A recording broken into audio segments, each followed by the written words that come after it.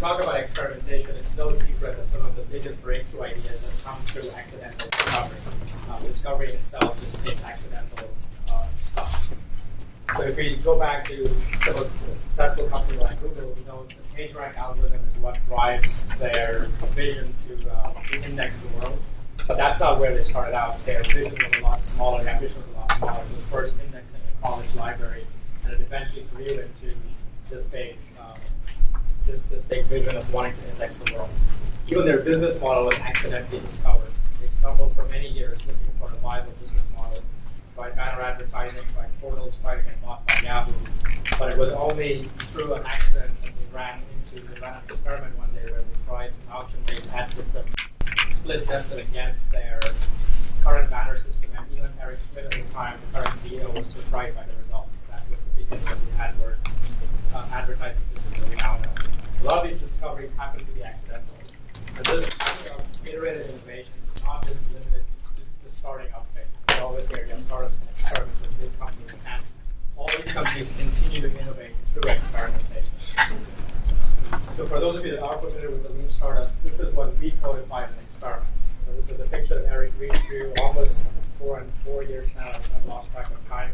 But it starts at the very top with having some ideas, or having a vision of something to go build.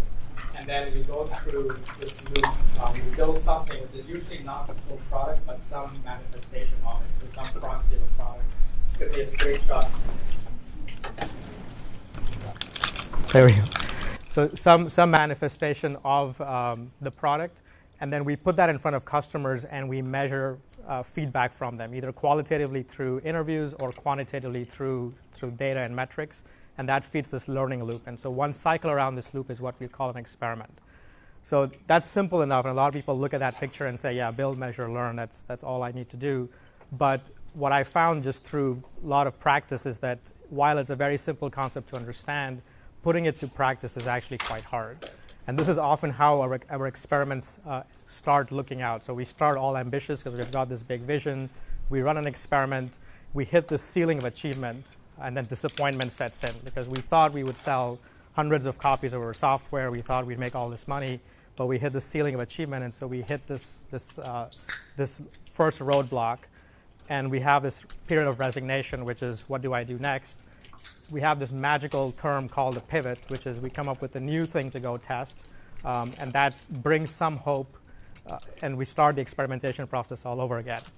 Now, pivot, unfortunately, is a highly abused term. I'm sure a lot of you have heard the term pivot, but it's a highly abused term in the lean startup circles, and it's often used just to change your mind and try something new.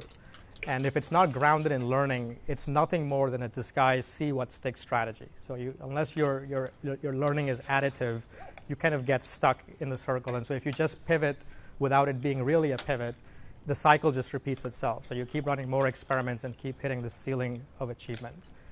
So what I want to talk about today, as Abby mentioned, I want to share a new model that I've been using, a new model of how to think of experiments and how to run experiments so we can actually pierce that ceiling of achievement. So we can actually do that versus go around in circles and waste a lot of time.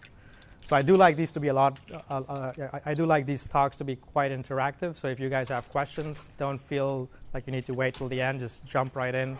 There's a lot of new stuff here. It's probably still rough on the edges, so just feel free to jump right in. So I'm going to start off by saying if we look at what Lean Startup really forces us to think about is it tries to bring science to the art of entrepreneurship. And if we take a step back and really look at what scientists do, I'd throw out the question and ask you guys, what is the most important thing you think scientists do? And I put a hint there. It's not running experiments, even though that was the topic that I led with. Anyone? Hypotheses? Anything else? Yes? Asking the right questions. Okay. Asking the right questions. Anyone? Yes? Trying to figure out basic assumptions that people are making. Basic assumptions. A lot of understanding about kind of the problem domain. And so I will say, yes, it's not about running experiments. And so for that, I like to go to one of our most celebrated scientists, Albert Einstein, who didn't run a single experiment in the classical sense.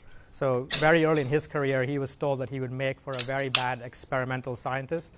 And so he changed careers and became a theoretical physicist, where through lots of experiments. He ran different kinds of experiments. He ran thought experiments. And through thought experiments, he came up with the theories of relativity, both of them equals mc squared. Probably a lot of you have studied that. And it was fascinating because he was able to predict the speed of light just through math and science, which was then empirically verified by experimental scientists only a few years later.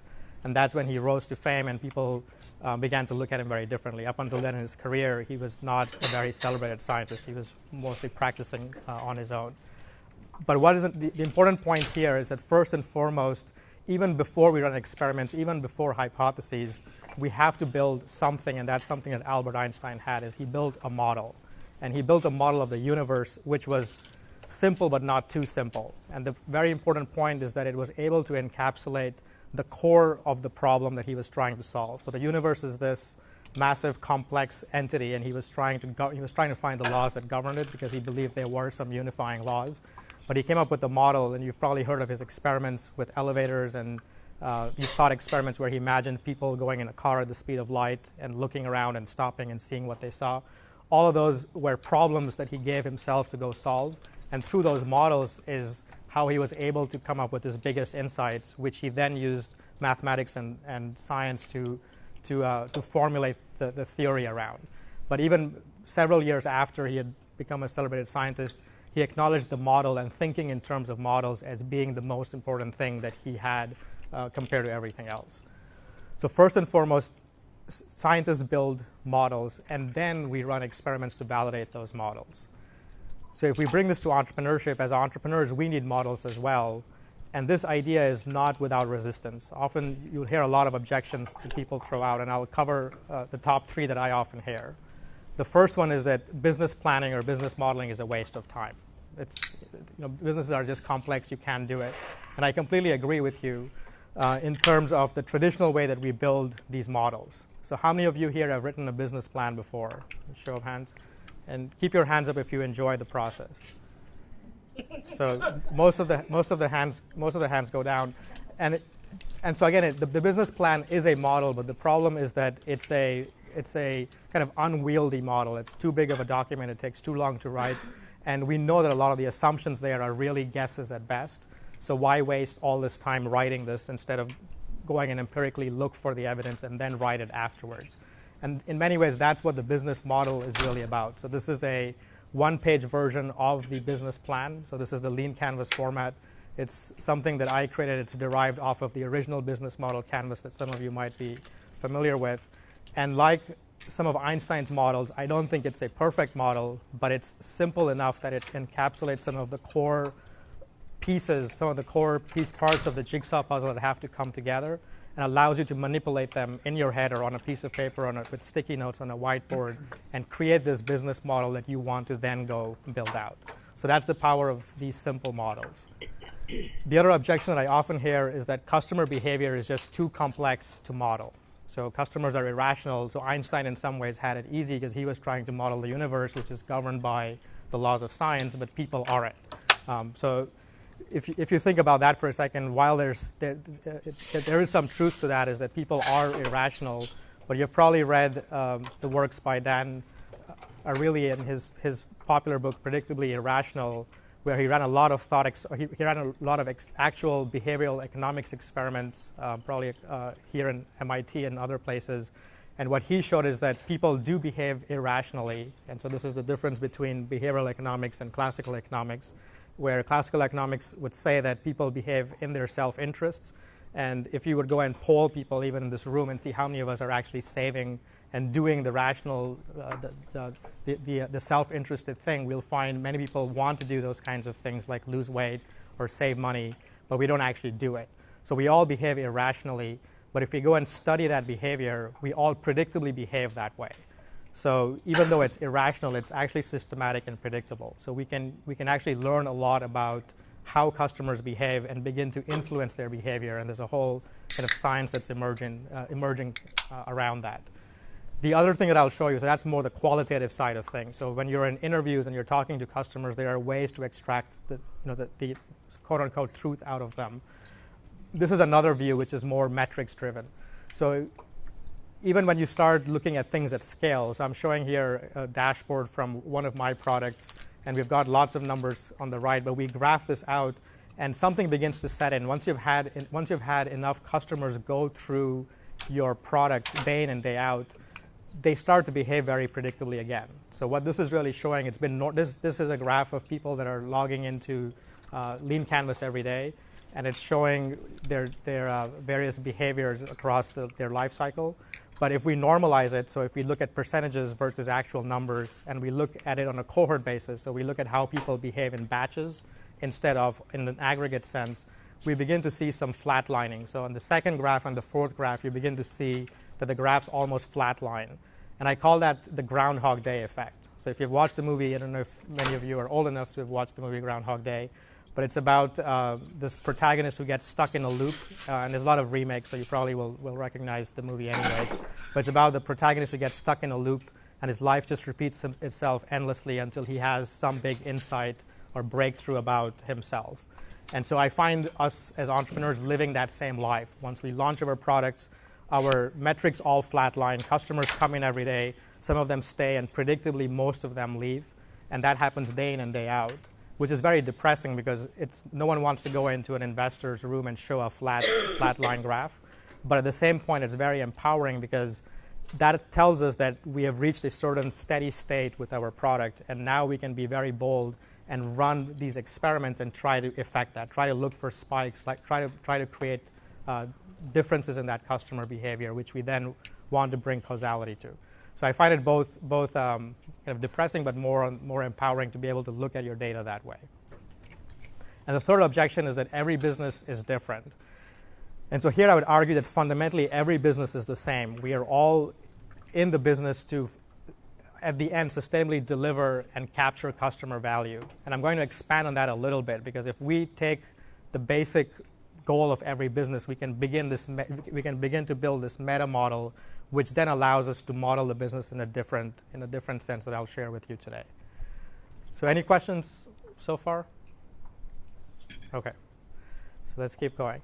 So a little bit about myself. I mentioned that I've been an entrepreneur for many years, and along the way I had built many different products, starting with products that were built in stealth. Some had moderate success, some had some good successes. I eventually sold that business and started a new business. But along the way, I became more fascinated with finding an answer to this question. So I too believe that there is a unifying theory, or there's at least a unifying set of best practices or meta principles that dictate entrepreneurship. And I'd been looking for that repeatable process to follow. I'm not saying there's a prescriptive process that guarantees success, but I do believe that there are things that people can do to quickly vet ideas.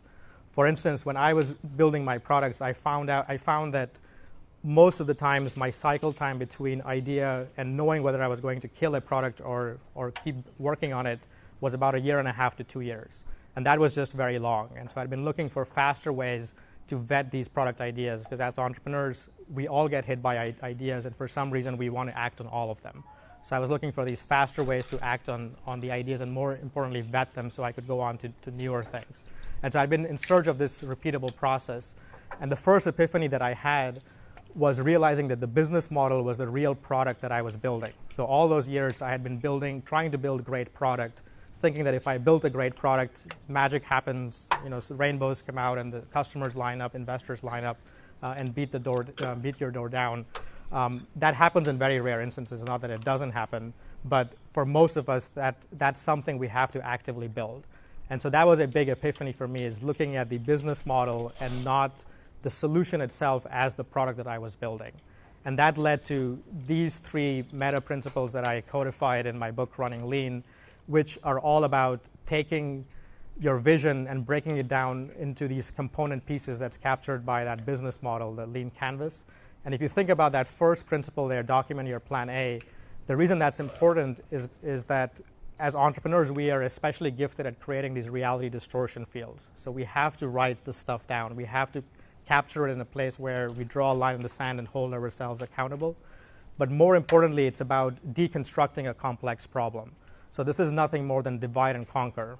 Building businesses is hard, and so if you had a hard problem to solve, you would try to break it into these component pieces so it's more manageable, and that's what that first document your plan A helps you do. The second part is, again, another technique that's taken out of the product development playbook, is I'd built products for many years. I knew that if I had 6 months to build something hard, I wouldn't start with what's easiest, because that stuff is stuff that I know how to do. If I had 6 months to get something done, I would start with what's hard and try to get to the and leave the easy stuff for later. And that's something we forget with our businesses. We go out there and try to tackle what's easy first, because that's what we are most comfortable with. And that's what the second meta principle is. We have to identify what's riskiest, which is sometimes not building product or building the solution out, but rather looking for customers and markets for those solutions. And then finally, once you've identified what's riskiest, we would run experiments to systematically mitigate those risks. And this diagram is supposed to go from left to right, and there's a feedback loop from the experiments which come and then update your risks and update your business model. So going around this as quickly as possible is really how you would make the most amount of progress. So this is the conceptual model. Again, this one, it's a little bit more elaborate than the build, measure, learn, but it's still fairly easy to understand, but hard to put to practice. And when I looked at where most people stumbled, and most people, including myself, so when I first started writing this, I was running these experiments by myself, mostly as thought experiments with my first products. And as I built a team around the more recent products, a lot of questions began coming up. How do we talk about experiments? How do we be able to define what is most important? And all startups are resource constrained. So how do we prioritize what's most important at any given point? And those were the types of things that I wanted to be able to better answer. But if I look at where people stumble, it's actually right at the first, or you can say the second step. I would say the second step, because the first step is really documenting your plan A. I feel that people have gotten to a point where they're capturing their business models well enough, they're able to at least articulate what their vision is, but prioritizing that next risk to go tackle is where people go astray. And when you don't prioritize your risks correctly, that leads to a lot of waste, because you start running experiments that are suboptimal, you overbuild, and you waste time above everything else. So then I had another epiphany a few months ago, and that was that everyone is really in the manufacturing business. And again, this, like the first one, is a little bit hard to kind of put your heads around. And I'm not talking about manufacturing in the sense of building product, but I would say that everyone is in the business of building happy customers. And that's what I want to share with you today, is this customer factory metaphor. And I'll kind of elaborate this. I'll kind of elaborate on this a little bit more here in a second. But if I go back to that original statement, which is happy customers is really the goal of every business. If you create happy customers, they get you paid. They help drive the referral engine if you have one. And if you can do that repeatedly and at scale, that's the goal of every business. And if someone kind of disagrees with that, then I'd kind of like to hear what you think the core business, what the core goal of a business is. So I don't care what kind of business it is. This is one of the universal goals that drives every one of them. And so that's where this customer factory comes in, is that we are really in the business to manufacture customers. And that's not just a cute metaphor. So if we look at where lean really came from, the original lean thinking is not lean as in being cheap, but it comes from the manufacturing at the Toyota production system. And really the big epiphanies there was one of waste reduction. So if we are able to map out the customer value stream, we can identify places of waste. And when we start eliminating that waste, we create efficiencies, and that's what Toyota pioneered and did very well. And those are some of the ideas that we bring in, and there's a lot of things that come out of it, things like takt time, continuous deployment, small batches, that all come out of that, which has been very nicely synthesized into the world of startups. And that's all the stuff we took out from Lean. The part that I found to be a little bit tricky, though, is that Lean tells you to go and remove waste from everywhere. And as startups, remember, we're all resource constrained, and so sometimes that doesn't bring the right focus, because we can see waste almost everywhere. And where do we really prioritize our work? So this is where I went looking for more clues in the manufacturing world, and I ran into Goldratt's book, The Goal. Anyone here read that book? I think it came out in the 90s. So this is a book it's also written around in the manufacturing sphere, but it's more around this theory of constraints. And one of the big ideas there is that organizations are not really a collection of processes, but really a system that are interconnected. There are a bunch of interconnected processes. And the other part here is that at any given point, there's usually one or two constraints that are really holding the system up. And if you try to optimize the whole system, you're actually going to have a suboptimal result. So that's basically the theory of constraints in a nutshell. And the best way to visualize this is if you look at the business or a system as a chain that's interconnected. You can see here that if I apply stress to this chain, the entire chain is not going to break. It's going to break at a particular point, and that would be the constraint of the system. Similarly, in our business models, if you apply stress to it, it's probably going to fail in a few places first before everything else. So if you apply stress to a very early stage company, you'll realize that if you actually went out there and tried to sell the product, probably nobody would buy. So the stress is not really, or the risks are not really, can I build this product, but will anyone buy? And so that's how you would kind of think of this from a business model sense. So another way to kind of say the same thing is that what Lean tells you is what and how to improve. So there's a lot of continuous improvement processes, and the theory of constraints helps you identify where to apply those improvements. And in my book, I also have kind of a third influence that I've had for many years, which is this concept of right action, right time. So as entrepreneurs, we wake up every day with a priority list of 100, but we have to every single day be able to figure out the key metrics, the key actions that drive the most impact, and do those and leave everything else for later or ignore the rest. And for me, this was more a philosophical way of looking at things, and I've been trying to put this to practice through many different techniques, and I find that the theory of constraints and the manufacturing paradigm helps you begin to bring the two together and start identifying the right kinds of constraints which become the right actions or the right things to go do. So they complement each other very well. So the way that we're going to try to pierce this ceiling of achievement now is starting with ideas again, but this time rather than just jumping to experiments, we're first going to build a model of what we're trying to achieve. We're then going to systemize that model. So we're going to look at it as a system and try to identify constraints, try to figure out how to break those constraints, which all of that drives focus and eventually leads to those breakthrough insights or breakthrough discoveries.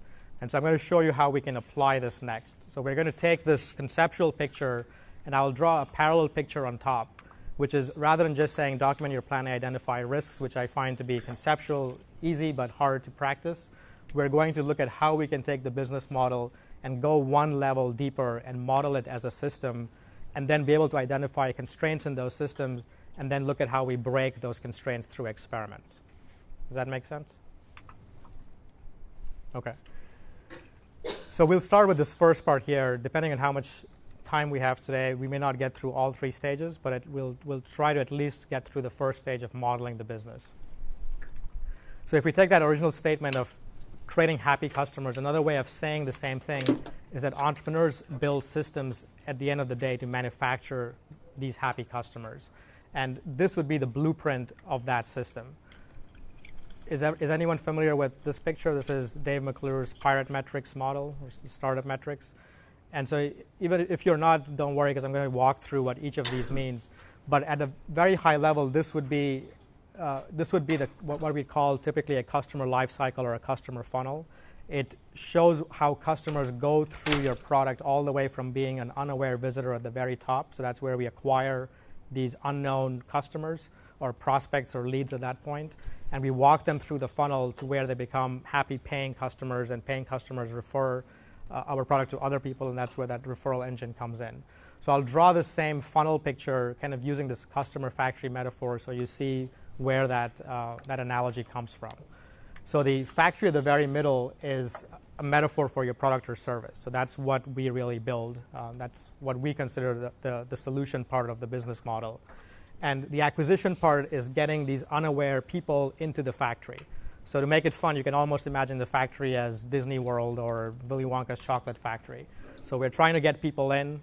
We do all kinds of acquisition tactics. Maybe we have advertising. Maybe we use word of mouth, which you'll see here in a second. But by whatever means, you're putting up a sign and telling people, come into the factory because we've got something valuable to see, to show you. And that would be the acquisition trigger here.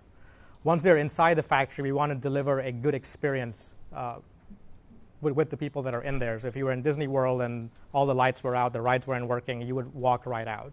So we want to give them a good first experience, and that would be the activation trigger. So once they're inside the factory, we want to measure that level of activation. Once people have a good first experience, they stay in the factory for a little bit longer. They might buy some things. So they might buy rides. If you had a software as a service product, this would be them going from a trial to an upgrade, for instance. And then if you continue to deliver value, you're able to bring them back into the factory. So that arrow should probably more accurately not go back to acquisition, but it should actually just go right into the factory. So retention would be a measure of keeping people in the factory for as long as possible. So if I use a software as a subscription example, that would be the monthly renewals of their subscription service or yearly renewals, because you're continuing to deliver value, and so they're staying and you're having a long customer lifetime value with that customer. If you were in that theme park example, you just want to have people spend the whole day or multiple days in the theme park, because the more time they spend, the more money they spend as well. So that would be the retention trigger there. Now, once you're able to deliver enough value to people, you create these happy customers, and some of them tell their friends or tell other people, either out of the goodness of their heart or because they're incentivized to do so. That would be the referral trigger in action. So we can use referral as a sort of acquisition channel. So we can use them to bring people back into the factory. Go and bring your friends, here's a coupon, or just go tell your friends and make it easy for them to do so. So this would be what the customer factory is really trying to encapsulate, and we can put numbers behind all of these things. Now, the other thing to keep in mind, so that's the business model modeled as a system, as this customer factory. The other thing to keep in mind is that the business model goes through 3 stages, or can be seen as going through 3 stages. The first stage is really about answering the question, do we even have a problem worth solving in the first place? And this is a way of prioritizing risks, but also being able to prioritize value delivery over scale, as you'll see here in a second. So when we start this process, we don't ask, what do I need? What does this business model need to look like at scale? And what things should I go do as if I were at scale? But rather, the first question that I typically ask when I get hit by an idea is this even worth doing? So there are so many things that I could be doing. Why should I stop and do this one particular thing? So that's the key question we ask ourselves. And if you're familiar with the lean startup and customer development techniques, there are a lot of tactics for going and doing this. Things like customer interviews, observing customers, putting offers out, smoke tests, landing pages. I'll walk through some of those by an example, but those are all the things we try to do to see, do we really have a problem worth solving? And most businesses, even though I say we want to vet them as quickly as possible, they take years of your life. So this is a very key stage. You want to ask the question, am I ready to invest several years of my life towards this vision, towards this idea? And that's what we try to do in this early stage. Obviously, we can't tell if the idea is going to scale all the way, but there are some litmus tests that we can build in there. Once we have that, there are 2 things we want to get out of that first stage. One is a clear understanding of customers and their problems. And 2, we want to know what is that solution we need to go build. What is that minimum viable product in the lean startup sense that we need to go build? And that's what we build out in the second stage. And the next question we ask ourselves is, have I built something that people really want? Or I should say, have I built something that enough people want? So here, too, we're not about scale. When you first start out, you're not about finding thousands and thousands of users necessarily, as long as you can get a few or even a handful of good customers that can give you good feedback and help you make that product be the right product for that customer. That's what you're really looking for. So the goal is learning, and the goal is value delivery over scale, even at that stage. But once you have that, again, working as a system where it's repeatable, we then go into the final stage, which is all about accelerating the business model, accelerating the plan, and that would be the scaling stage. So the reason I show you these 3 pictures is that this is a way to model the business, as you'll see here, and we'll break it in those stages. So each of those stages by itself is a system. So a few years back, I wrote a somewhat controversial post titled "The Fallacy of Customer Development." And from my own practice, what I was trying to communicate there was that I had followed the process very rigorously. I went and found 20 people who said they would buy my product. And so I was going to work with that batch of 20 and carry them through my system. So I took those 20 people and started building the product for them. I got a handful of them to pay me money, but then I got stuck because once I satisfied those 20 customers, I didn't have a very scalable way of going and getting the next 30, 40, 50, or 100 customers. And that caused me several weeks, if not months, of trying to figure out what would have been higher risk, but I kind of deferred it because I was just kind of following the process very linearly. And so we have to think of each of these stages really as a system. It needs to be a repeatable system, and that's a key aspect of a system. It's not enough to go and say, I have to find 10 people that will pay me. Rather, the question is, can I find 10 people that will repeatedly pay me? And can I go and do that at will? Once you can get those powers of being able to find customers at will, you then have permission to move on to that second stage. And so we'll talk about the success metrics for each one, but the point to remember now is that each stage is a system and it has to have repeatability built in. The second thing is that each one is a smaller scale version of the next one. So problem solution fit is actually, in some ways, almost as powerful as product market fit. And having witnessed that with a few products of my own, I can tell you that it's not a fuzzy stage. So I always felt that initially, going and interviewing customers were this kind of very touchy-feeling thing. People will say they'll buy, but they don't buy. But if you're able to, but they don't buy eventually. But if you're able to do these interviews in a particular way and have a clearly measurable outcome, which is more action-driven than just verbal commitment-driven, you can actually even see the reactions on people's faces. When you have problem-solution fit, the customers viscerally get excited, and they want you to build this product, and they actually work with you to build this product. And just like I think Eric famously said, if you have to ask yourself if you have achieved product-market fit, the answer is you probably haven't because you don't have to ask. I would say the same of problem-solution fit, is if you get to a point where you build this offer, which I'll show you what it's made up of, but once you build an offer and you put it in front of the right customers and they don't take the offer, then you don't yet have problem-solution fit. So you have to understand how to get to that repeatable stage, even in that first part of it. And then that's the last part of the system thinking, is that each one of these has clearly defined repeatable success metrics. And we'll look and see how we can define them for each one next. So this is a lean stack diagram. So this is the evolution, or I would say the next part of LeanCanvas. So LeanCanvas is there to help you model your business model, come up with this big jigsaw puzzle that captures your vision. Who are your customers? How are you going to reach them? What is your revenue stream? So it helps you talk about the business model or the business plan story. This helps you to then begin to model that in terms of sizing, and then below it there are experiments that you can run. And this is a very early version of the Lean Stack. We've gone through a newer iteration that came out just last week, but I'm going to show you this version because it's what I built all the slides with, and it's also not that far off from where we're going with the next version. But at the very top, you'll see that there are 3 columns here. There are the 3 stages of the startup: problem, solution, fit, product market fit, and scale. There is a success metric box under each one. So we're going to try to model the business in terms of what we consider to be success, what is the exit criteria of each of those stages, and then down below them, we will craft experiments and run experiments.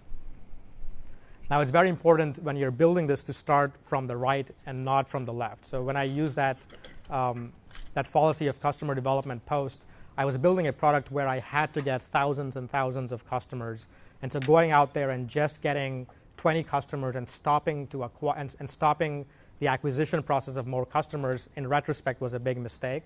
But even knowing what those numbers are, I often get people ask me, how many people should I go interview? How many people should I get commitments from?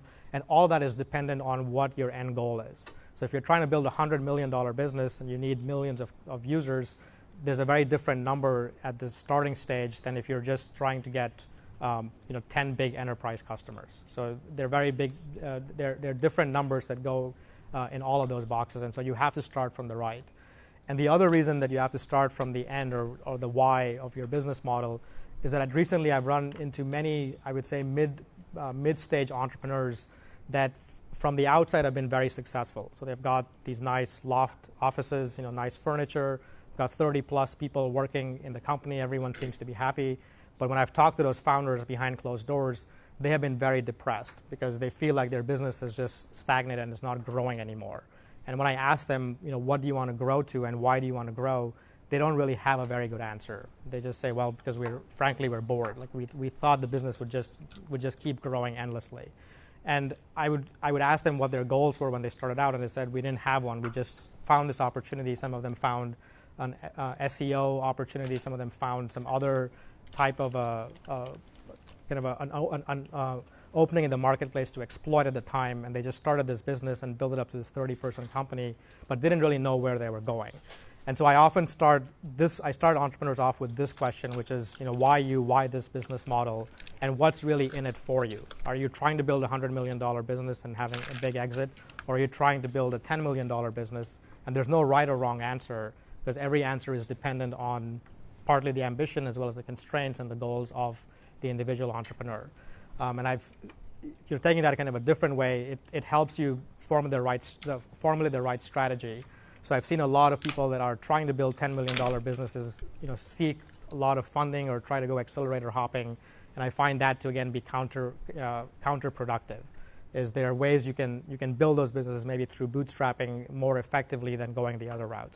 So that's a basic question you have to ask yourself: is what does your success metric look like? Taking your business model as it stands today, what's in it for you? And so you have to start from that very end.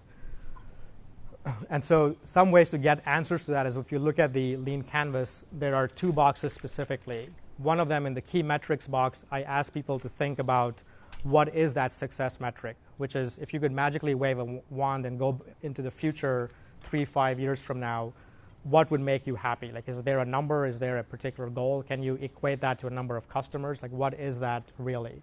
So that's the first question to ask.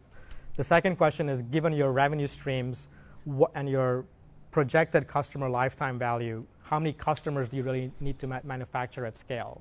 Because when I go through this exercise, sometimes people get to this really big number and they realize that it's just too big a number for them to be able to handle, and so they actually change their business model as a result of it. So I'll quickly show you how you might use that with a real LeanCanvas. So this is a user cycle product, something that I'm still in the process of building, but I'll show you what the canvas looked like, this is still fairly current. So this is an analytics type of a product. It's more of a metrics-based product. And the customer segments that we're addressing are software companies. Our main problems we're trying to solve are all about metrics and having them be more actionable. The early adopters for us are SaaS companies, and not just any SaaS companies, but SaaS companies that are having some early traction. So not big, successful SaaS companies and not just launched SaaS companies. So somewhat in the middle tier. Some of the existing alternatives that those SaaS companies have are homegrown and analytics systems. So they either build something in-house or they're buying some third-party SaaS product to solve this today. But the two numbers that I really want to focus on, the first one is my own personal goal. So the key metrics there of building a $10 million a year business is really what I want to do with this business. I don't want it to be a $20 million or $100 million business, but it's really that particular goal that I have in mind. And the second thing is that based on our customers and their alternatives, we came up with a pricing model at $200 a month, and we project the lifetime value to be about 2 years. And all of these are guesses, but they're all about, again, creating these rough models, which we do in the business plan as well. But it's about creating these rough models that we then use to scale down to something more actionable, which you'll see here in a second. But I use those numbers, the pricing and the projected lifetime, to be able to come up with a lifetime value of $5,000. And so now I can take the $10 million revenue a year, which is really what my system needs to produce at scale, and I can plug that number in. So at the very top, I have the $10 million a year revenue, and I've got 2,000 customers a year. So that's how many customers I have to manufacture at steady state, because they have a 2-year life cycle, so they'll kind of churn out after 2 years. Now, what about the other two boxes? So that's kind of the end goal. So this is what the finished story should look like. If we look at the product market fit, so this is another interesting question that people ask, which is, what does product market fit really mean? So if you talk to people that say you have to build a $100 million business, product market fit means a very different thing than when you're trying to build a $10 million business. So what is that number? So what I find to be helpful when you think about that is really go an order of magnitude below your scale stage. And I've kind of seen this in different models, whether you're building a $100 million business or a $10 million business, that 10x kind of rule of thumb seems to apply pretty well. And I did a post recently, or not recently, but maybe a year ago, called the 10x product launch. And it was essentially this idea, only backwards, which is when you're first launching a product, you don't need to get 1,000 customers, go find 10, and then don't just double or triple, go in orders of 10 or in powers of 10, because each of those step functions are how the hockey stick curve really evolves. And at each of those stages, you are reaching those breakthrough insights that that tests some other part of the system, some other constraint in the system. So it might initially be getting problem solution fit, and then and then you can see most of that hockey stick curve is flat at that point. But then you start getting these compounding step function effects where when you get to product market fit, things start to accelerate pretty quickly. And then from there, you're like 10x away from scale. So I find the 10x to be a good rule of thumb to use. So if you use that on this model here, we've got the $10 million business. We bring it all down a factor of 10, and that gives you a ballpark of where your product market fit ideally would be. So with this business, if I'm making $100 million a year in revenue and I've got 200 paying customers, I wouldn't say that's, all of these things are not meant to be binary conditions. It's not like when I hit this number, I'm going to open champagne and say I've got product market fit. It's really more of a fuzzy, but it gives you it at least gives you something, some rule of thumb to work towards. So that would be what I would characterize as being that second stage of what product market fit stage would look like. The first stage, though, is a little bit more elusive. So the problem solution fit is the fuzziest of all the stages. It's also the earliest of all the stages. This is what I call the honeymoon period of the idea. So we can go out there and change it up because we're not committed to building anything. We can go and change up the customers, change up the idea so much. And so being able to lock it down is sometimes pretty hard to do. And that's why this area is this is one of the riskiest stages of a startup. Most startups die at that stage. They don't get to actually building anything anything beyond those initial idea stages. So let's look at that and see how we can apply some different ways of measuring success around that.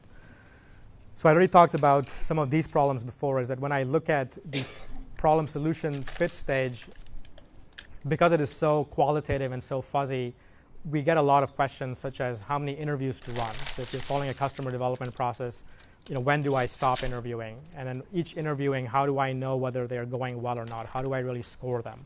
So people ask a lot of these questions, and I get these questions a lot. The other side of it is there's a lot of prescriptive, quote unquote, expert advice out there. Things like don't lead your prospects. You're doing an interview, so don't tell customers. You should rather have them tell you. You should listen to your customers, right? And then you should avoid all these cognitive biases. So if you've ever done user research, we bring in all these biases: confirmation bias, observation bias, selection bias. And if you're running a true experimental study, you would want to pick people at random and go through this process. Now, I find that to be I find it to be prescriptive and right in some cases, but wrong in a lot of cases. So if you look at the kinds of things we do at scale, so if you were doing an enterprise software company and you were applying a direct sales acquisition channel, so you would hire salespeople, and one of the things they are hired to do is go and influence customers to buy. So there's a lot of observation bias going on there, and at that point, that's actually desired effects. You want to actually go and influence people. We also select people, so there's a whole qualification process. We don't go and talk to just everyone. We actually very carefully figure out what the sales criteria or the sign-up criteria is, and we do a lot of pre-qualifying of those leads, and so that's selection bias as well. So a lot of these ideas, while they are, as I said, they can be helpful in some cases, I find that they end up complicating things, and the whole interviewing process is itself uncomfortable because we, as entrepreneurs, usually are most comfortable building product than actually going and talking to customers. And so to simplify things, I tell people to not really worry about any of this advice all that much, as long as you focus on the end goal. And we'll talk about that. So as long as you clearly define the macro goal, which is achieving your success metric, how you get there, whether you actually go and qualify your customers or you don't, all of that is just a means to an end. But it's getting to that repeatability that's the most important thing. So ultimately, the problem solution fit stage is simply about the offer. You're building this offer that you're putting in front of customers, and they're either going to take the bait, so they're either going to take the call to action to want this product, or they're not. And the offer itself is comprised of three things. There's the unique value proposition. So this is the promise that we make. So it's not features and benefits. Features and benefits are good, but it goes beyond that. This would be the finished story benefit. So if you were building a job board site, it's not saying use my product because we have got this fancy algorithm to convert text into these pretty resumes, but rather something to the effect of use our product because we can guarantee that you will find a dream job in 60 days or less. So that's a promise that you make to your customers. And it's, the obvious question is going to be how you do that. And that is where you would then answer that on a landing page through maybe a video demo or more features and benefits. If you were doing this in an in-person interview, this is where you would pull out your laptop and show them a demo, or you would show them a prototype of what you're building. And that's the second stage of the offer. So the unique value proposition is all about getting the interest of the prospect to say, yes, you understand who I am. Yes, you understand my problems, and you've hit the problem on the head. So you have my interest now. I want to know how you solve this problem. The demo does exactly that. So the demo is not some feature list of everything that you're going to go build. It's a carefully crafted narrative of how you're going to solve the customer's problem in a visual manner so the customers get it. Now, when I say visual, it doesn't have to be a video or a screenshot or anything like that. It can be as simple as a verbal description. So when I use a WordPress hosting company that's based in Austin called WP Engine, and hosting is pretty simple. When I sat across the table over lunch with the founder, he just said, do you have a WordPress site that goes down? I said, yes. He's like, do you spend a lot of time keeping it up? I said, yes. He said, we're building this premium hosting service that's going to take all of that away. Are you interested? And that's all that he had to do. That was essentially his demo. And as long as he kept that promise and keep my site up and not have me worry about administering it, I would continue to pay him. And so that's an example of making a promise, and in that case, there's not as much of a demo. He wouldn't show me a screenshot of what WordPress looks like because I already know what that is. So in that case, the service is invisible. It's more of a hosting operational type of a benefit than it is an actual product that I would tangibly use. But in other cases, you would have to show something. So that's what the demo part is. And then finally, if you can get the value proposition and the demo right, the obvious question that the customer would ask is, how much does this cost me? So what is the pricing model? Whether it's actual currency, which is how much do you want from me to actually use this service. And as long as you're asking something that's commensurate with the value you're delivering, there should be no problems. Or it could be even a form of a derivative currency. So if you're building a multi-sided market, say a marketplace or an ad-based business, in that case, you're not going out there and collecting money from both sides. You start with a side that maybe is just participation only. So the currency there is one of attention or of participation than it is actual money. But that's a derivative currency because you can still back it down into an actual number. So if you had, if I use Google for example, if you're trying to build a community site and we're using advertising as your business model, there would be a certain tipping point. So that from 0 to a certain number, your site is probably worth nothing because you don't have enough critical mass. But once, say, you get the 1,000th person or the 100,000th person, all of a sudden it's worth something, and then you can backtrack and figure out what each user's participation is really worth to you. So that is so those three things are fundamentally what we show in the demo. And we can, even before I talk about that other part, we can do this in many different ways. So people often ask me, is it best to do face-to-face interviews? Is it best to do video interviews? Is it best to just put up a landing page, do smoke tests? And the answer is that depending on your product, all of those things could work. But all things being equal, the fastest way to learn is if you can be face-to-face in front of a customer just because of the intimacy and the body language and the conversation that you have. And the fact that on a website, when you've got something that's not working, all you have are numbers saying it's not working, but not the people behind it. So when you're in a room and you test something and it doesn't work, you can just simply ask them, well, why aren't you buying? Or why isn't this what you expected? So there's a lot of ways that you can do that. That said, there are many products where it's better to just go to scale already. So if you are building an info product, like some of the information marketers do, maybe to lose weight or to get a six-pack of abs, many of them don't go out and interview people. They go and build these offers. They split test them online, and they get them to have this very strong emotional copy attached to them. And as long as they're converting well, they keep tweaking to where they get the effect that they want. So I'll show you how you can manifest this offer in different ways. But the idea is that this is what basically goes into the offer. Now, to be able to get to a compelling unique value proposition, a compelling demo, and pricing takes work. And this is where some of the other techniques that we use in customer development come into play. So you might have to first go and get a deep understanding of your customers and their problems. So oftentimes we look at companies like Apple who claim they don't do any focus groups, no surveys. They don't go out there and interview customers. But one thing that they do admit doing, and they do quite a bit of, and Steve Jobs was also very known to be detail-oriented around this particular fact, is that they deeply observe customers. They deeply observe how customers use products, not just theirs, but their competitors. And they want to know what those pain points are. And Steve Jobs famously said that it's not the customer's job to know what they want. So you can't go and ask customers, what is it that I should build for you? Because many times they don't really know. That's really all of our jobs as entrepreneurs.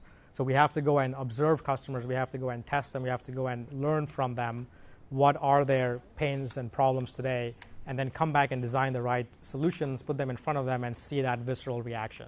So if we build products like Apple has been able to do recently, we should all be fine, because those products, they sell even without the landing page, right? So people will be ready to buy the next iPhone without even knowing what's going to go in it. All the features and benefits that are there on the page at the time are what we use to justify the purchase to our spouses and girlfriends and boyfriends. But the decision's already been made that I'm going to buy this product because that promise is so strong.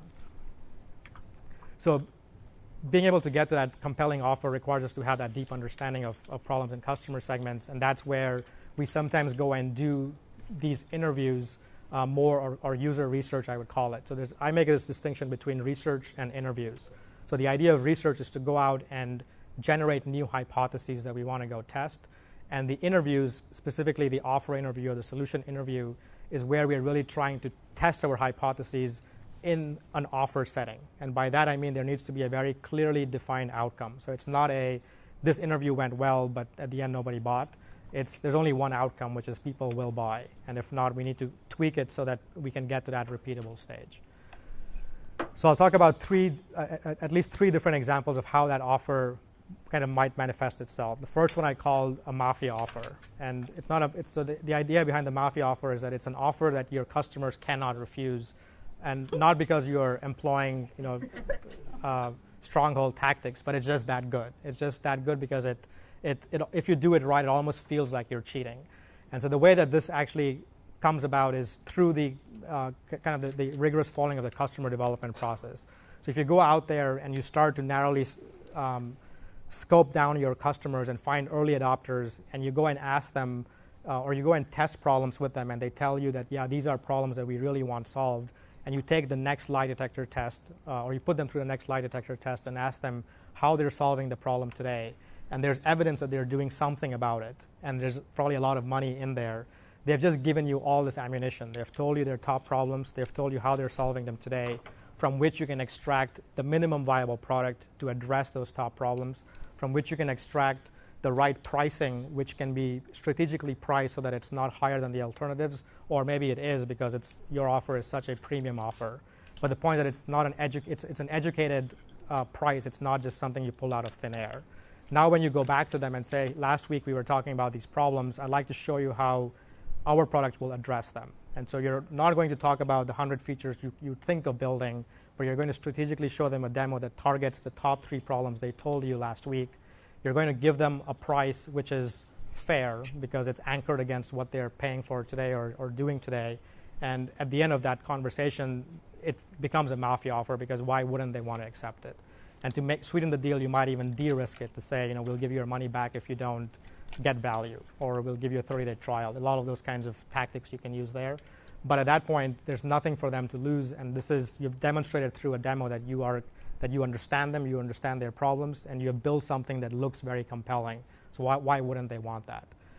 Now, the way that we measure success here is, again, not just in terms of numbers. So this is where I look at the customer factory and look at a production rate. So what we really want to do with the mafia offer is get through enough interviews to where we can have this deep understanding of customers, but more specifically, we can narrow down the qualifying attributes of our early adopters. And then when we go and present the offer to them, we want to get an 80% conversion rate. And so it can be higher. Like so with this user cycle product, I started out by interviewing everyone under the sun. So anyone that was in software, whether they were 2 guys in a garage trying to launch a product, or they were big enterprise companies, I talked to all of them, and I found out the sweet spot. So the early adopters for what we wanted to build were in that mid-stage SaaS companies with about 20 signups a day, and that was and those customers were repeatedly converting, because the bigger customers wanted a lot of features. They wanted things like Salesforce integration. Yes, we could build it, but that would extend our minimum viable product scope. We didn't want to do that. Plus, it was a very long sales cycle. The people that hadn't launched yet didn't yet have an appreciation of the pain. So they understood that, yeah, we want actionable metrics, but hey, I have 0 customers today. So yes, I want this product for the future, but they didn't really have the pain today. So we said we didn't want those customers. We wanted people that were living the pain every day and spending thousands of dollars a month trying to solve that today. So that's how we came to that early adopter definition. And I then kind of crafted, so I interviewed everyone under the sun, but then I crafted 3 qualifying questions, which was how many signups a day do you get, what's your business model, and what's keeping you up at night. And with those 3 questions, we put that right on the interview kind of landing page as we would acquire people that were interested in the product. And we would basically get to that repeatable 80% conversion rate that I talked about. So if people match those qualifying criteria, I could with reasonable confidence tell you that if I showed them a demo of that product, they would want to buy that product at the price that I was offering it at, which was $200 a month. And that's when you have reached problem solution fit. Anything before that are just means to an end. So it took us a lot of time to get there, about 6 to 8 weeks. But in those 6 to 8 weeks, we were learning how to get to that repeatable offer. And until then, we were really trying all kinds of things. But once we got that repeatable offer, that's when you stop problem solution fit and go to the next stage, which is how do I scale this up? And for us, that was putting this all on a website, was taking everything we did in the interview and trying to replicate it. So as I said, each stage is a small version of the next one. What you do in an interview, you then want to replicate out on a website, say, if you were trying to scale it that way. So any questions on that first kind of offer? Okay, so I'll walk through the other 2 really quickly, and then we'll be done. So the smoke test offer is one where we're not really looking for, so in the Mafia offer, you're really trying to get a paying customer. And ideally, maybe I should have said that in the beginning, is you're ideally trying to get people to give you money. That's the ultimate test, and not just a verbal commitment. Now, there are some software commitments you can accept, which if verbal commitment is the only thing, maybe that's fine, but that's always risky. You might get a letter of intent. You might get them to sign up or even give you an email address, so just permission to follow up. There are some softer things. But the ultimate test is really getting an advance payment, which would be the case in the first one. In this case, we're actually moving kind of to the left side of the factory. So we are not going out and really trying to collect money, but we're really trying to demonstrate that we have enough market demand based on interest. So the classic example here would be something like Dropbox. So when Dropbox came out, Drew Houston created this video that went viral, but he obviously was not architected to do so. He was trying to get into Y Combinator and thought if he got a few hundred people to say they would want his product before he had built it, it would make his application stronger. And to his surprise, he had a few zeros added to the end of it. So he had something like 100 or 200,000 people in a couple of days that expressed so much interest in his product just based on a demo that it was a number that just gave him that problem solution fit off the bat. And got him into YC, helped him find a co-founder, and gave him the confidence that he was on the right track, that he was building something that had this interest behind it.